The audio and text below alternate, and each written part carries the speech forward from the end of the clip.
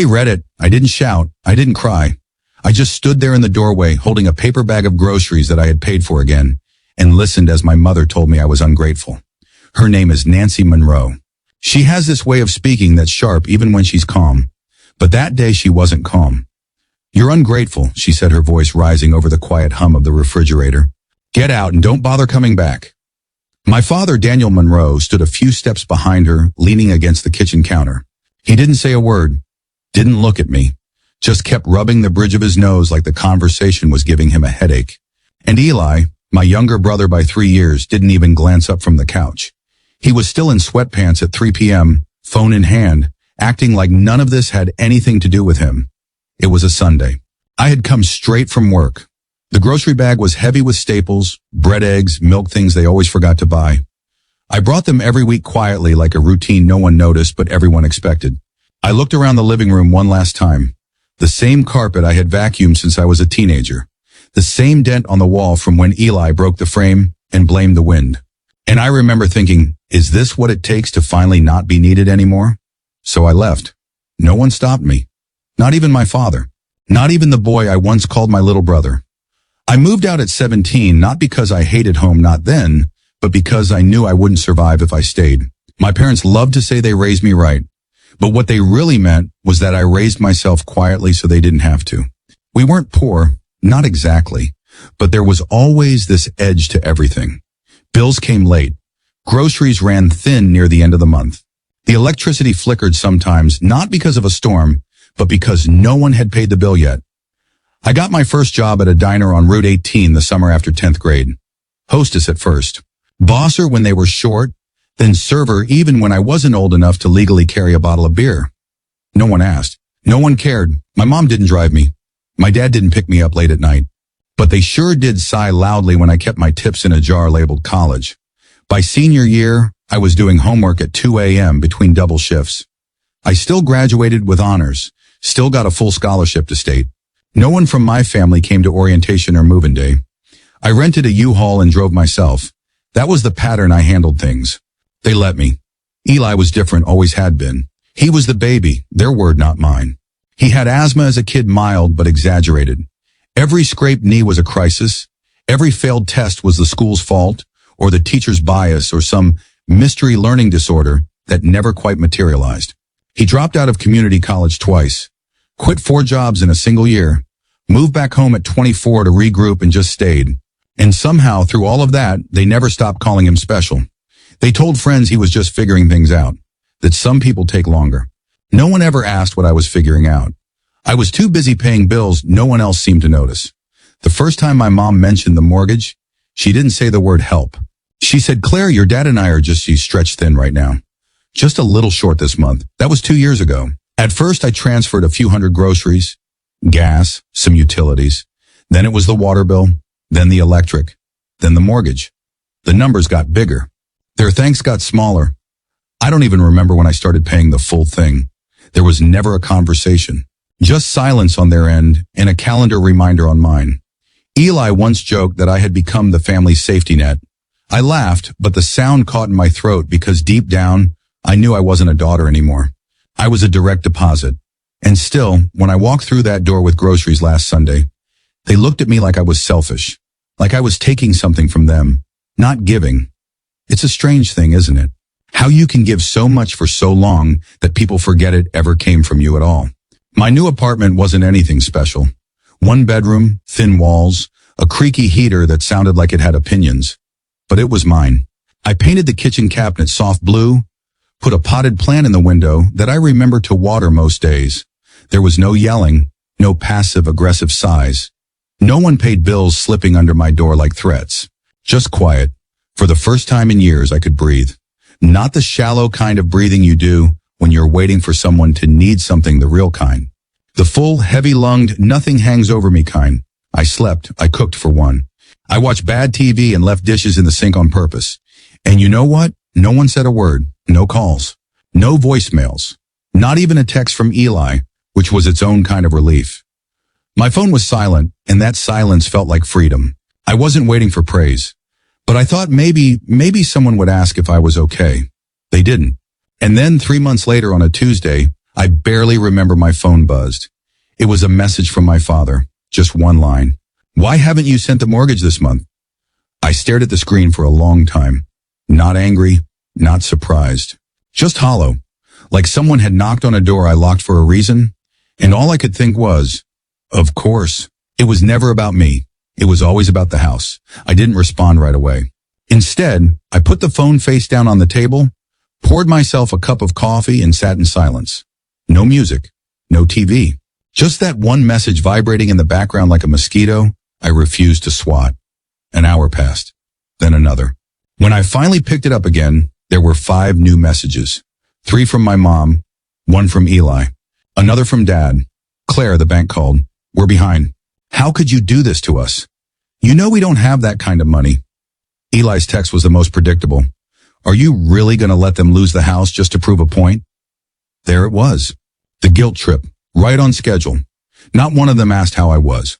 Not one of them said we miss you. Not one of them mentioned the fact that they told me in those exact words. Don't bother coming back. They didn't want me. They wanted my help. There's a difference. I could feel it like cold air slipping under the door of a house that used to be warm.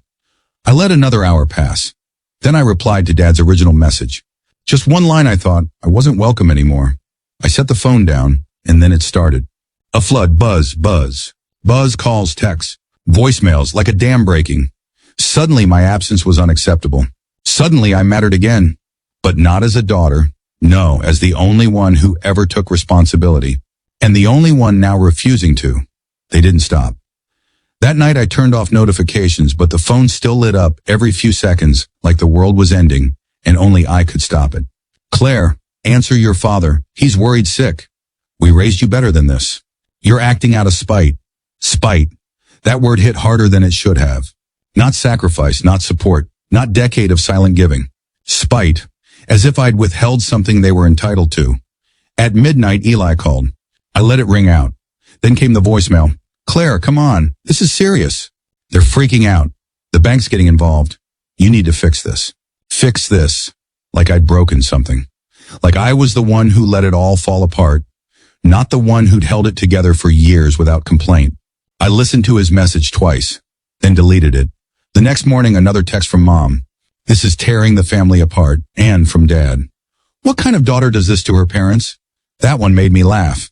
A dry, empty laugh that echoed through my quiet kitchen. Because I could answer that question.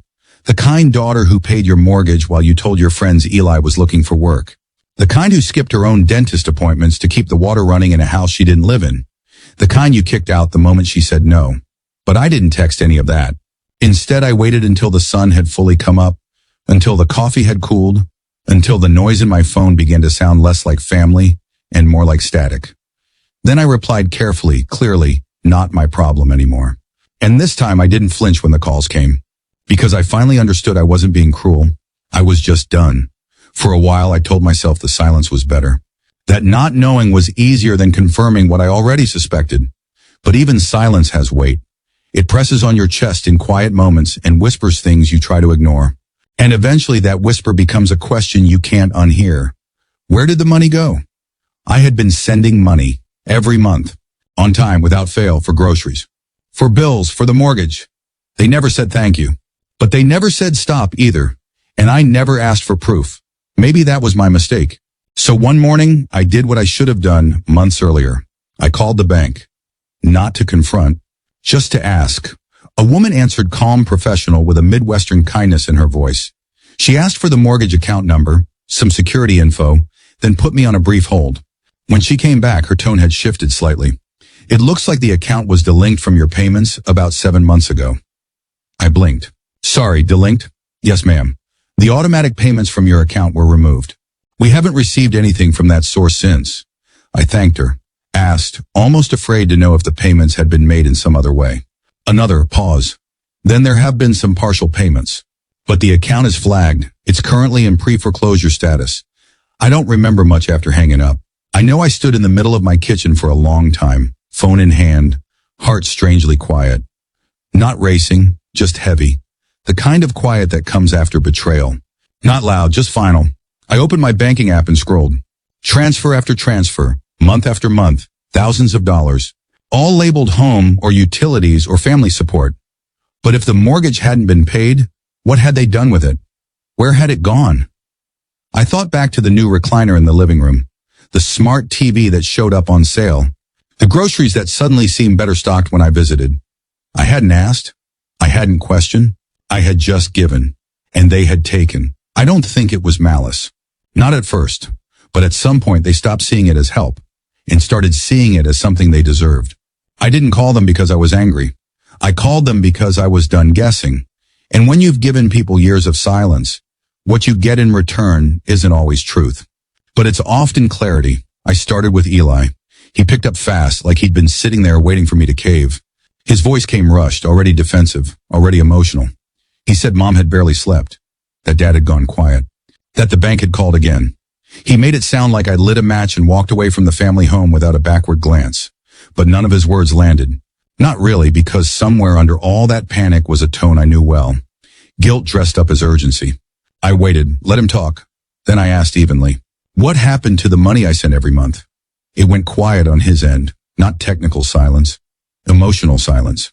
The kind where someone scrambles for a version of the truth that doesn't make them look worse than they already feel.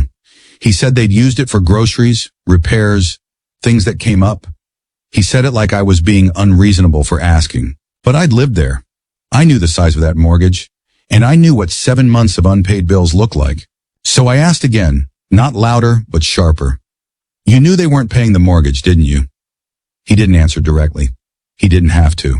Because if he'd truly been in the dark, he would have been shocked, upset, defensive in a different way. But instead, he sighed. That same tired, empty sigh he used when he got caught skipping class or lying about job interviews. A sigh that said, yeah, and I hoped you'd never ask. I thanked him not out of kindness, but out of finality. Then I hung up. Later that night, my phone rang again. It was Mom. I let it go to voicemail. Then it rang again. I picked up.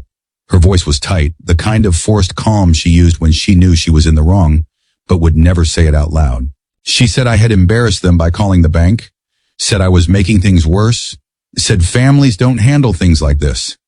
And for the first time in a long time, I let her speak. Because I wanted to hear exactly how far she'd go to avoid saying, we lied to you. Eventually, Dad took the phone. His voice was lower, almost soft. He didn't ask how I was. He didn't ask why I was upset. He just asked if I would help them catch up. Just this once. Just until they figured something out. And in that moment, I understood something very clearly. They weren't sorry. They were scared. And scared people don't apologize. They negotiate. So I told him without pause, sell the house. There was a beat of silence. Then 2 voices layered in disbelief. You don't mean that. This is still your home. But it wasn't. And maybe it never had been. The next morning, I woke to a wall of notifications, texts, voicemails, missed calls, some desperate, some angry, a few pretending to be calm. I didn't open any of them. I already knew what they would say, that I was cruel, that I was heartless, that I'd turned my back on family. But I hadn't. They turned their backs the moment I was no longer useful. I made a fresh cup of coffee, sat at my kitchen table, watched the steam curl upward while the phone buzzed across the counter like it was shaking with guilt I refused to carry. Then I opened our old group thread, the one we used to plan birthdays, reminders, grocery lists. I always ended up paying for. I didn't say anything. I didn't make a dramatic exit. I just changed the group name from family to closed account, muted it, archived it. Then I deleted their numbers. Not in anger, not even in sadness, in clarity.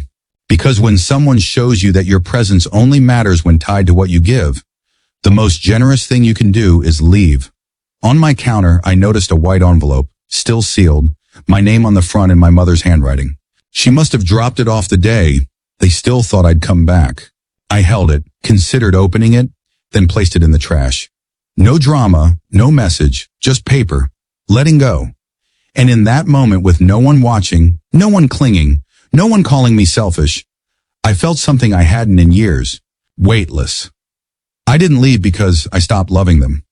I left because they only loved the version of me that kept paying the bills and never asked questions. And when that version stopped showing up, so did their idea of family.